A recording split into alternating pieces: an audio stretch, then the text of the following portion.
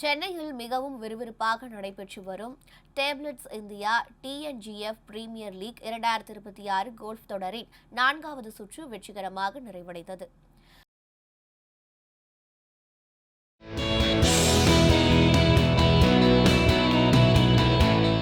Tamil Nadu golf கூட்டமைப்பு நடத்தும் இந்த தொடரின் 4வது சுற்று stroke play scramble Stableford முறையில் நடைபெற்றது. இந்த சுற்றின் முடிவில் ஃபேர்வே அசாசின்ஸ் அணி 390 புள்ளிகளுடன் தரவரிசை பட்டியலில் முதலிடத்தை தக்க வைத்துக் கொண்டது.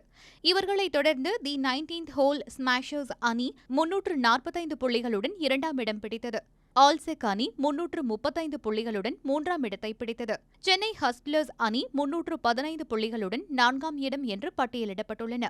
இந்த டாப் 4 அணிகளும் வரும் மார்ச் 25ஆம் தேதி நடைபெறவுள்ள டைட்டில் ரவுண்ட் எனப்படும் இறுதி சுற்றுக்கு தகுதி பெற்றுள்ளன.